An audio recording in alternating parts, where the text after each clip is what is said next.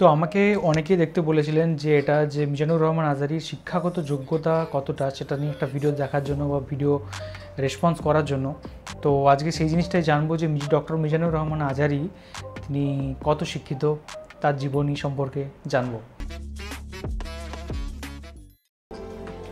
বর্তমান সময়ের আলোচিত সমালোচিত বিশিষ্ট ইসলামী চিন্তাবিদ ও জনপ্রিয় সুবক্তা ডক্টর মিজানুর রহমান আজহারী সম্পর্কে মূল আয়োজনে যাবার আগে চলুন অনেকদিন আগের ছোট্ট একটি ঘটনা জেনে নেওয়া যাক। বিদ্রোহী কবি কাজী নজরুল ইসলাম তার একটি কথায় বলেছিলেন, খোদার বক্ষে লাথি মারি। তখনকার সময়ও কাঠমোল্লারা কাজী নজরুলকে নিয়ে বিভিন্ন স্লোগান, মিটিং এবং মিছিল শুরু করেছিল, কারণ ওই কাঠমোল্লাদের নজরুলের ভাষা বোঝার মতো জ্ঞান ছিল না। পরবর্তীতে কবি আলেম ওলামাদের নিয়ে বসে ব্যাখ্যা দিয়ে বলেন, আমাদের কোনো খোদা নেই, আমাদের আছে আল্লাহ, আর আল্লাহর কোনো বক্ষ নেই। যাদের খোদা আছে তাদের বক্ষও আছে, আর ওইসব বানোয়াট খোদার বক্ষে আমি লাথি মারি। বর্তমান সময়ে কাঠমোল্লারা আবার এসেছে সিক্স প্যাকের সমালোচনা করতে। সময়ের সাথে সাথে শব্দের যে চলমানতা রয়েছে সেটা বোঝার জ্ঞানটুকুও ওই কাঠমোল্লাদের নেই। সিক্স প্যাক হচ্ছে আধুনিক যুগে সুঠাম দেহের সমার্থক শব্দ হিসেবে বোঝে তরুণরা। বাচ্চারা মা বাবাকে ডাকার ক্ষেত্রে যেমন পাপা মাম্মা বলে ডাকে, তেমনি বর্তমানে সুঠাম দেহকেও সুঠাম দেহের পরিবর্তে সিক্স প্যাক বলা হয়। আমার এই কথাগুলো বলার কারণ হচ্ছে, কিছুদিন আগেই আজহারী হুজুর তার একটি ইসলামী বক্তব্যে নবীজিকে সিক্স প্যাকের অধিকারী বলেছিলেন, আর এই কারণে কাঠমোল্লারা ওনাকে মুশরিক কিংবা কাফের বলতেও দ্বিধাবোধ করেননি।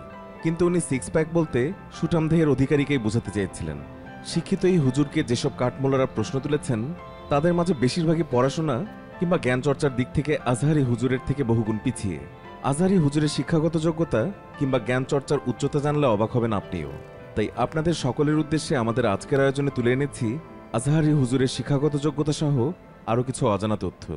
মাওলানা মিজানুর রহমান আজহারী কুমিল্লায় জন্মগ্রহণ করেন।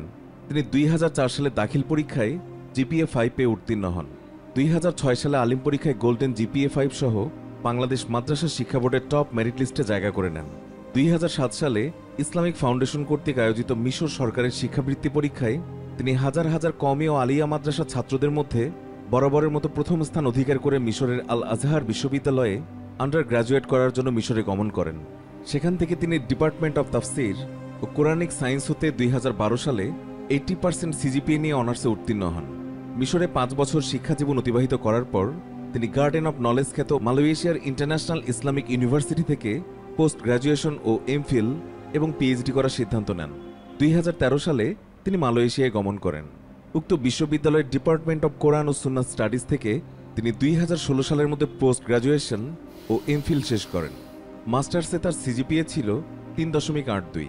তারপর তিনি একই বিশ্ববিদ্যালয়ে পিএইচডি ক্যান্ডিডেট হিসেবে মনোনীত হন। তিনি বর্তমানে পিএইচডি গবেষণা করছেন। উল্লেখ্য, তার এমফিল এবং পিএইচডি গবেষণার মাধ্যম ছিল ইংরেজি। একটা বিষয় ক্লিয়ার যে তিনি যে বিশ্বের নানান প্রান্তে গিয়ে এত ভালো ভালো রেজাল্ট করতে সক্ষম হয়েছেন, যে তিনি কতটা মেধাবী ও পরিশ্রমী ছাত্র ছিলেন। বাংলাদেশের মতো প্রশ্ন ফাঁস কিংবা জালিয়াতির বিষয়টা কেবলমাত্র এদেশেই সম্ভব, অন্য কোনো দেশে নয়। অন্যদিকে তিনি আইএলটিএস পরীক্ষায় অংশগ্রহণ করে 9-এর মধ্যে 7.5 স্কোর করেছেন, আর স্পিকিং সেকশনেও 7.5 স্কোর করেছেন। এমন উচ্চশিক্ষায় শিক্ষিত হয়ে তিনি এদেশে ইসলাম প্রচারের কাজ শুরু করেছেন। দিনে দিনে ইসলামকে তরুণ প্রজন্মের কাছে সুন্দরভাবে উপস্থাপন করছেন যে মানুষটি, তাকে নিয়ে কিনা ফায়সা তামাশা করছেন কিছু মূর্খ লেভাসধারী বিদাতপন্থী কাঠমোল্লা, বাংলাদেশের কিছু ভণ্ড হুজুর, মাজার পূজারী ও স্বার্থন্বেষী দালাল চক্র, এবং তারা আমাদের প্রিয় মিজানুর রহমান আজহারীকে নিয়ে বিভ্রান্তি ছড়াচ্ছে। তবে তাতে খুব একটা লাভ হচ্ছে না। এদেশের শিক্ষিত যুব সমাজ ঠিকই তার মূল্যায়ন করছে। অন্যদিকে আজহারী হুজুর ব্যক্তিগতভাবেও একজন বড় মনের মানুষ। নিজের আয়ের বেশিরভাগ টাকায় তিনি ইসলাম প্রচারে খরচ করে থাকেন। প্রতিনিয়ত সুন্দর সুন্দর বয়ান দিয়ে তিনি চেষ্টা করছেন এদেশের যুব সমাজকে ধ্বংসের মুখ থেকে রক্ষা করে ইসলামের পথে ফিরিয়ে আনতে। তিনি সবসময় বলিষ্ঠ কণ্ঠে বিরোধিতা করেছেন সকল অন্যায় এবং অবিচারের। এমন একজন আলেমের পিছনেই লেগেছে শত শত কাঠমোল্লা থেকে শুরু করে ইসলাম বিরোধী লোকেরা। তবে ইসলাম প্রচার করতে গিয়ে এমন বাধার সম্মুখীন হওয়াটা কিন্তু নতুন কিছু নয়। এই ব্যাপারটা সৃষ্টিলগ্ন থেকেই শুরু হয়েছে। ইসলাম প্রচার করতে গিয়ে অনেকেই এরকম শত বাধার সম্মুখীন হয়েছেন। আমাদের সকলের দোয়া ও শুভকামনা রইল এমন সকল ধরনের বাধা উপেক্ষা করে এগিয়ে যাবে মাওলানা মিজানুর রহমান আজহারী। এটাই আমাদের কামনা। প্রিয় ভিউয়ার্স, আপনারা তো অনেক সময় ইউটিউবে অনেক বক্তার পাশাপাশি আজহারী হুজুরের বয়ান শুনে থাকবেন। আপনাদের মতে কি মনে হয় আজহারী হুজুর কোনো ভুলভাল বয়ান কখনো দিয়েছেন? এদেশের সেই সব কাঠমোল্লাদের অভিযোগ কি আপনার কাছে যুক্তিসঙ্গত মনে হয়? কমেন্ট করে জানিয়ে দিন আপনার মূল্যবান মতামত।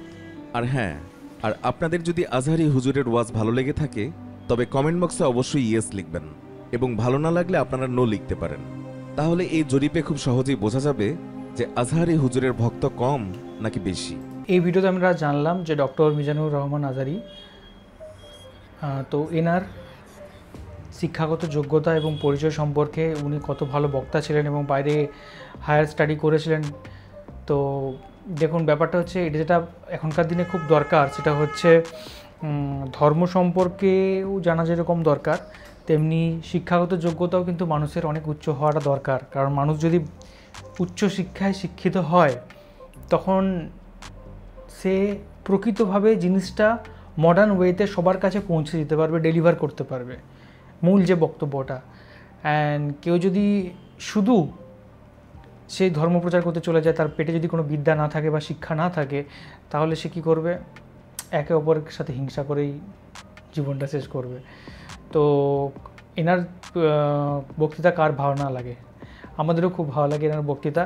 অ্যান্ড ইনি যেভাবে কথাগুলো বলেন, কোনো সময় ইংরেজি কথা বলেন, কোনো সময় কোনো জ্ঞানের কথা বলেন, কোনো সময় ধরুন কোনো কঙ্কর্ড বিমানের কথা, সেই টেকনোলজি কীভাবে আবিষ্কার হয়েছিল, একবার বিজ্ঞানের দিকে চলে যান, একবার একটু ধর্মের দিকে বলেন, একবার একটু সামাজিক কথা বলেন, কখনো বিভিন্ন, তার কথা শুনলে যে কোনো ধর্মের মানুষেরই তার কাজেই লাগবে।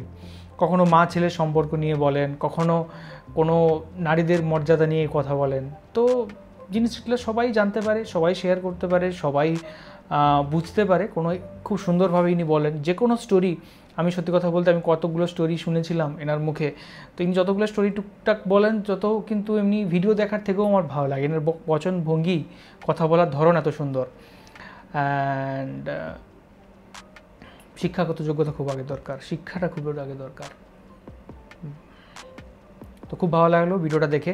আপনারা একজন রেকমেন্ড করেছিলেন যে ডক্টর মিজানুর রহমান আজহারির শিক্ষাগত যোগ্যতা সম্পর্কে আপনারা দেখুন, একটা ভিডিও বানান। তো দেখলাম। আর কোন কোন বিষয়ের উপর আমরা দেখতে পারি বা জানতে পারি সেটা অবশ্যই তোমরা কমেন্ট করে জানাতে পারো। আর এখনকার মতো এ পর্যন্ত, দেখা হবে অন্য কোনো ভিডিওতে। ততক্ষণের জন্য ভালো থাকো, সুস্থ থাকো, আর দেখতে থাকো আমাদের চ্যানেল। টাটা।